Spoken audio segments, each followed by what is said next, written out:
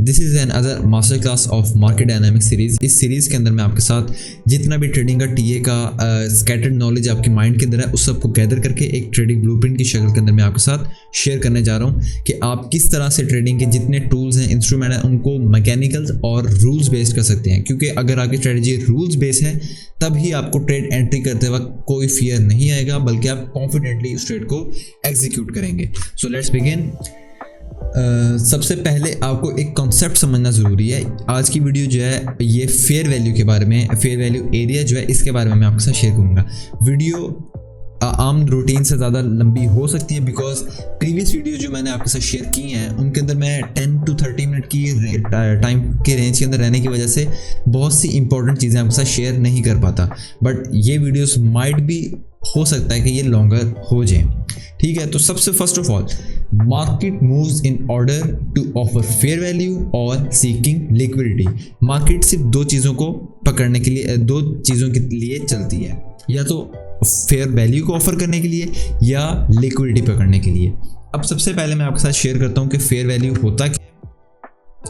Fair value जो है ये एक इंसाफ की तरह होता है। ठीक है, मीन लेट्स से कि अब प्राइस यहाँ से एक अपसाइड पे इंपल्सिव मूव लेती है। ठीक है, मींस इस मूव के अंदर बायर्स इंक्लूडेड थे। ठीक है, अगर इसको मैं थोड़ा सा थिक कर दूँ, मार्केट इसके अंदर बायर्स इंक्लूडेड थे। ठीक है, अब अगर आप देखा जाए मार्केट दो चीज़ों से चलती है, बायर्स एंड सेलर्स से। ठीक है, ये प्राइस एक्शन का एक कॉन्सेप्ट है, बहुत ही इंपॉर्टेंट कॉन्सेप्ट मैं आपके साथ शेयर कर रहा हूँ। ठीक है, तो अब यहाँ पे आप देख सकते हैं कि बायर्स का इंपल्सिव मूव आया है। ठीक है, अब यहाँ से अनफेयर हुआ ये सेलर्स के साथ। ठीक है, मींस ये कि प्राइस इस मूवमेंट के अंदर, इंपल्सिव मूव के अंदर सिर्फ बायर्स इंक्लूडेड थे, सेलर्स को मौका नहीं मिला। मींस रेड कैंडल फॉर्म कम हुई है या नहीं हुई। ठीक है, तो ये अनफेयर हुआ सेलर्स के साथ।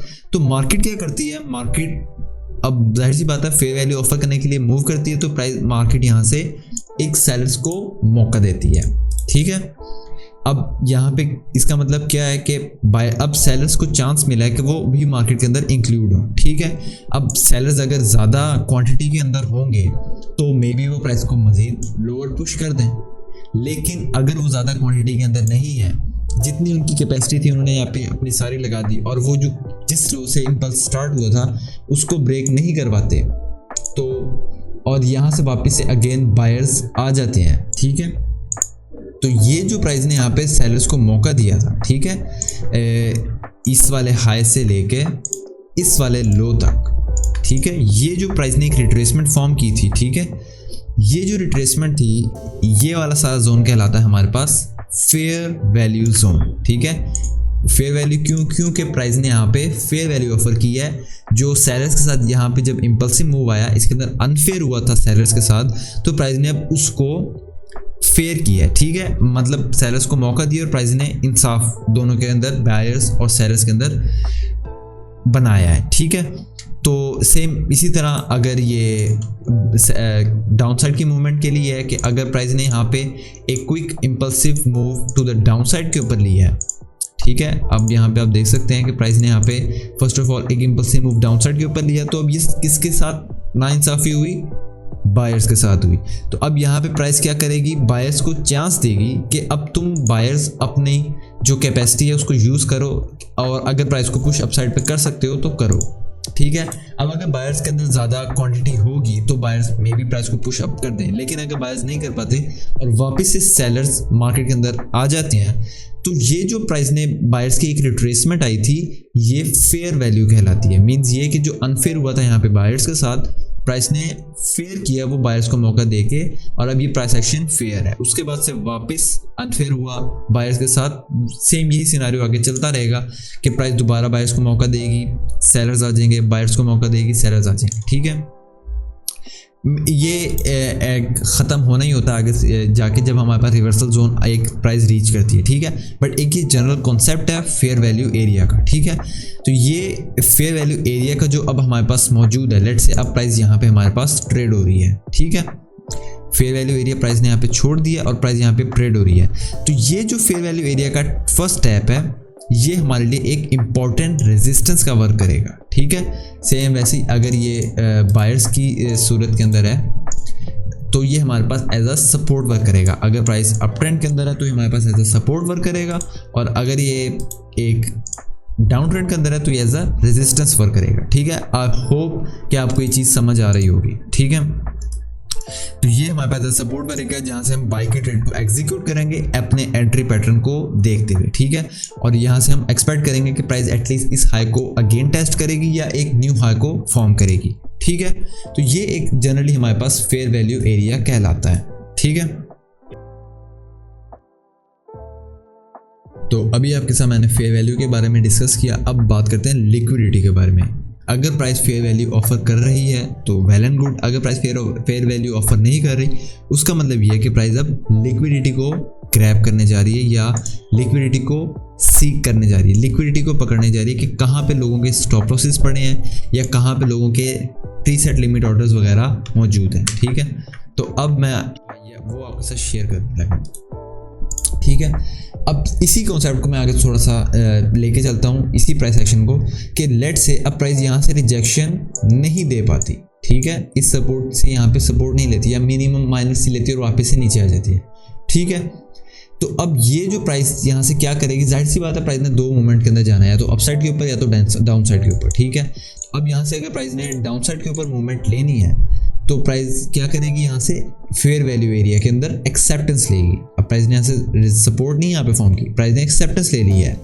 ठीक है, तो अब एक्सेप्टेंस लिए इसका मतलब ये है कि प्राइस अब यहाँ पे फेयर वैल्यू ऑफर नहीं कर रही, बल्कि प्राइस लिक्विडिटी को सीक कर रही है। अब वो लिक्विडिटी कहाँ पे मौजूद है, ये जो प्राइस ने स्विंग लो फॉर्म की है यहाँ पे मौजूद है।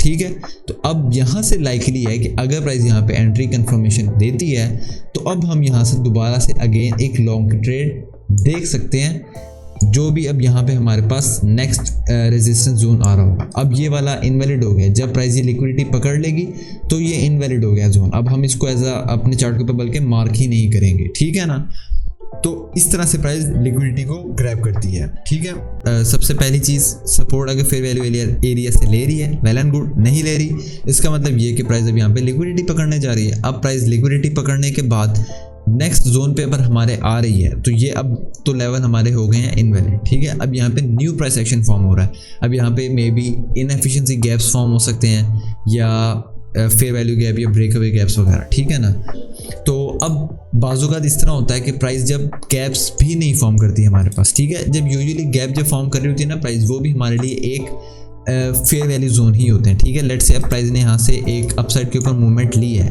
और यहाँ पे हमारे पास एक जनरल आपको मैं आइडिया दे रहा हूँ कि यहाँ पे प्राइस ने गैप फॉर्म किया है, इनएफिशिएंसी गैप। अब वो फेयर वैल्यू गैप, आप अभी इसको समझें, फेयर वैल्यू गैप, तो प्राइस यहाँ पे अगर इसके अंदर आके टैप कर रही है तो ये हमारे पास ये भी एक फेयर वैल्यू ही कहलाएगा। ठीक है ना, क्योंकि आप देख सकते हैं कि इम्पल्सिव मूव के बाद एक रिट्रेसमेंट है, रिट्रेसमेंट के बाद ये एक हाई और एक ये लो, और ये वाला जो एरिया है ये हमारे पास फेयर वैल्यू एरिया है। तो अगेन हम यहाँ से एक्सपेक्ट कर सकते हैं कि प्राइस अपसाइड के ऊपर इस पे सपोर्ट लेने के बाद जा सकती है। ठीक है, तो ये एक कॉन्सेप्ट है फेयर वैल्यू एरिया का। आई होप दैट हेल्प्स और ये आपको समझ भी आई होगी। ठीक है, अब फेयर वैल्यू एरिया के बारे में थोड़ी सी यहाँ पे थ्योरी भी आपके साथ शेयर कर देता हूँ। Impulsive move in one direction is unfair to the other party. ठीक है, एक इम्पल्सिव मूव अपसाइड के ऊपर आया तो ये सेलर्स के साथ नाइंसाफी हुई है। ठीक है, to make this price action fair, price often give chance to the other party, जो कि एक रिट्रेसमेंट कहलाती है। अगर बायर्स का मूव आया है तो प्राइस सेलर्स को भी मौका देती है, जो कि हमारे पास एक अप ट्रेंड के अंदर रिट्रेसमेंट भी कहलाती है। ठीक है, अगर उसके बाद फेयर मूवमेंट जब कंप्लीट हो जाती है, जैसे अपसाइड मूवमेंट आया उसके बाद रिट्रेसमेंट कंप्लीट हो गई और अगर वापस से प्राइस अपसाइड के ऊपर जाना शुरू कर देती है, ठीक है, इस तरह का अगर स्ट्रक्चर फॉर्म है, तो ये जो जोन है ये हमारे पास फेयर वैल्यू एरिया कहलाता है। ठीक है ना, ये भी आपके साथ मैंने डिटेल में डिस्कस भी किया है।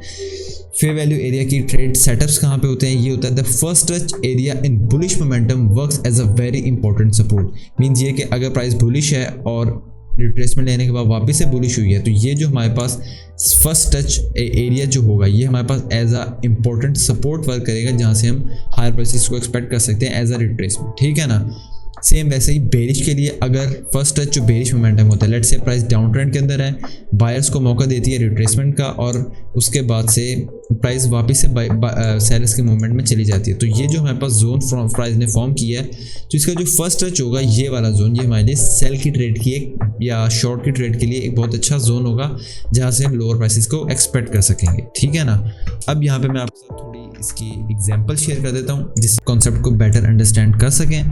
तो अब सबसे पहले आप यहाँ पे देखें, प्राइस ने यहाँ पे जब रिवर्सल लेने के बाद लिक्विडिटी ग्रैब वगैरह करने के बाद यहाँ पे आप देख सकते हैं प्राइस ने यहाँ पे ये लिक्विडिटी को ग्रैब किया।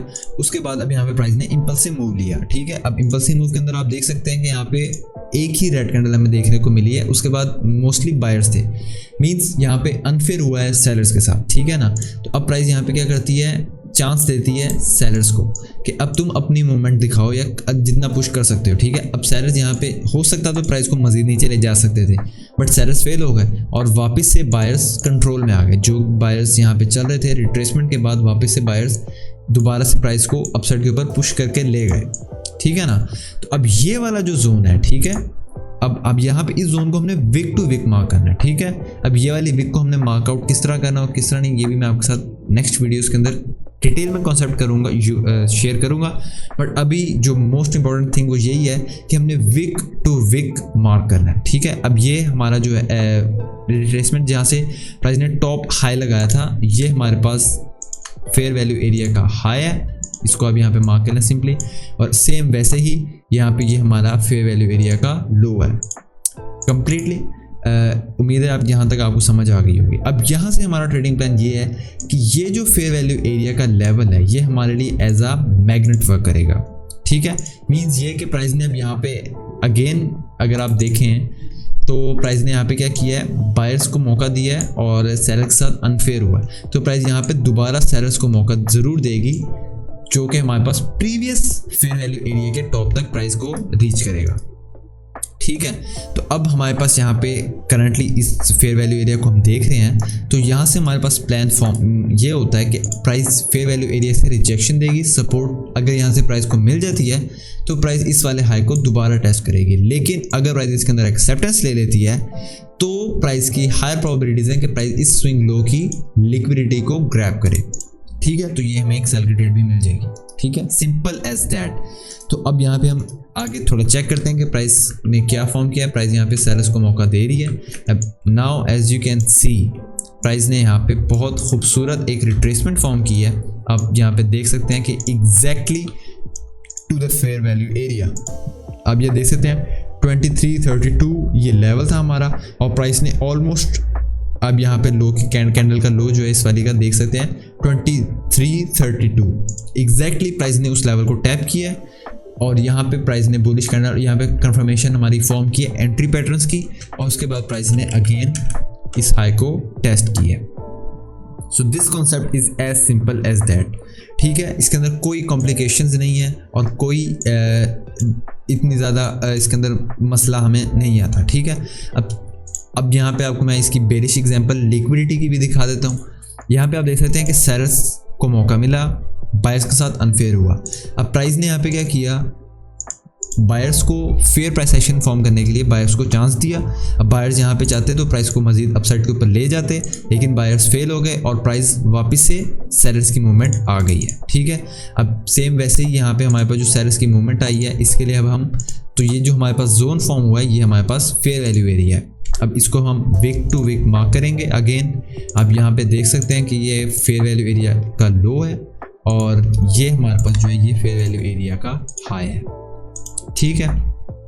तब इसका मतलब क्या है, अब यहाँ पे करंटली जब प्राइस इसके नीचे ट्रेड यहाँ पे हो रही थी, अभी ये वाली बुलिश मूवमेंट हमारे पास लेट से नहीं आई, जब प्राइस यहाँ पे ट्रेड हो रही थी, तो इसका मतलब ये है कि प्राइस फेयर वैल्यू एरिया के जोन तक रीच करेगी एज अ मैग्नेट। और यहाँ से अगर प्राइस ने रिजेक्शन फॉर्म कर दी, जो यहाँ पे प्राइस अगर रिजेक्शन को यहाँ पे फॉर्म करती है तो हम न्यू लोस को फॉर्म होता हुआ देख सकेंगे। लेकिन अगर प्राइस रिजेक्शन नहीं फॉर्म करती और प्राइस इसके अंदर एक्सेप्टेंस ले लेती है, ठीक है, एज यू कैन सी यहाँ पे प्राइस ने कैंडल इसके अंदर क्लोज की, तो इसका मतलब ये है कि इट इज़ लाइकली कि प्राइस अब ये वाली जो लिक्विडिटी फेयर वैल्यू एरिया का हाई है, जो कि ये लिक्विडिटी स्विंग हाई है, इसको प्राइस अब टेस्ट करेगी, ठीक है। अब यहाँ पे आप देख सकते हैं स्विंग हाई जो मैं आपके साथ प्रीवियस वीडियो के अंदर शेयर करना चाह रहा था कि फर्स्ट कैंडल जिसका लो हाई ये है, सेकंड कैंडल मिडल वाली जो कैंडल है इसका हाई टॉप पे होता है और उसके बाद थर्ड कैंडल का मिडल वाले कैंडल से नीचे लो फॉर्म होता है, तो ये एक स्विंग हाई की फॉर्मेशन होती है, ठीक है। ये आप देख सकते हैं यहाँ पे ये स्विंग है, ठीक है ना। एनीवेज ये लिक्विडिटी हमारे पास जोन है, ठीक है। तो अब प्राइस ने इसके अंदर वापस से एक्सेप्टेंस ली, तो यहाँ से हमें एक आइडिया मिल गया कि अब प्राइस इसको टेस्ट करने जा रही है। मींस यहाँ से अब हमारा बायस इस करंट प्राइस एक्शन से बुलिश है इस वाले जोन तक, तो every dip is a buying opportunity. तो प्राइस अब यहाँ से क्या करती है, प्राइस ड्रॉप लेती है, अगेन एक लिक्विडिटी हंट करने के बाद वापस से रिट्रेसमेंट्स, और इस वाली इवेंचुअली इस वाली जो फेयर वैल्यू एरिया का हाई है या इस वाली लिक्विडिटी को प्राइस टेस्ट करती है, ठीक है। It is as simple as that, कोई कॉम्प्लिकेशन नहीं है फेयर वैल्यू एरिया के अंदर। और उम्मीद है आपको ये चीज़ सही से समझ आई होगी। अगर आपको नहीं से आई, आप कपल ऑफ टाइम इसको बैक वॉच आउट कर सकते हैं अपनी वीडियोस, इस वीडियो को, ताकि आप बेटर इसको अंडरस्टैंड कर सकें। I hope that helps. और आपसे नेक्स्ट वीडियो के अंदर मुलाकात होगी, जिनके अंदर मैं आपके साथ मजीद इस तरह की इन्फॉर्मेशन, नॉलेज और टीए की फुल प्रूफ एजुकेशन आपके साथ शेयर करूंगा। So stay tuned.